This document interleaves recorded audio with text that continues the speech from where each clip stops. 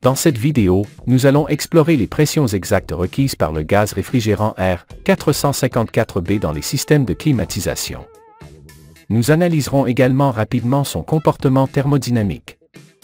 Le R454B est un réfrigérant qui commence à être utilisé dans les systèmes de climatisation, comme substitut du R410A dans la fabrication de nouveaux équipements. Voyons maintenant le comportement du R454B dans le cycle de refroidissement. 1. Commençons par sélectionner dans le simulateur le gaz R454B et une température d'évaporation ou de refroidissement de 4 degrés Celsius, valeur typique des systèmes de climatisation. 2. Pour un calcul plus précis, utilisons un réglage de surchauffe de 5 degrés Celsius à la sortie de l'évaporateur.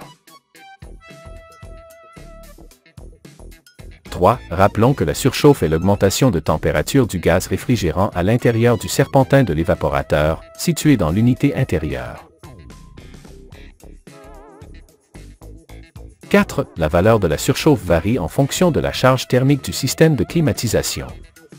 Par exemple, dans une pièce ou un local avec de nombreuses personnes, la surchauffe peut dépasser les 5 degrés Celsius. En revanche, avec une charge thermique plus faible ou moins de personnes dans le local, la surchauffe sera inférieure à 5 degrés Celsius, pouvant même atteindre 0 degrés Celsius lorsque la demande de refroidissement est très faible. 5. Concentrons-nous maintenant sur la température de condensation dans le système de climatisation.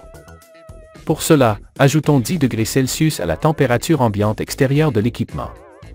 Par exemple, si la température extérieure est de 30 degrés Celsius, la température de condensation sera de 40 degrés Celsius. D'ailleurs, le lien pour accéder à ce simulateur se trouve dans la description de la vidéo. 6. Sélectionnons maintenant un sous-refroidissement de 5 degrés Celsius.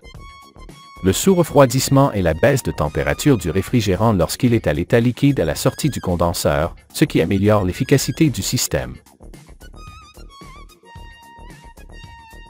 7. Par exemple, si la surface extérieure du condenseur est propre et que le flux d'air est adéquat, on peut atteindre des valeurs de sous-refroidissement légèrement plus élevées.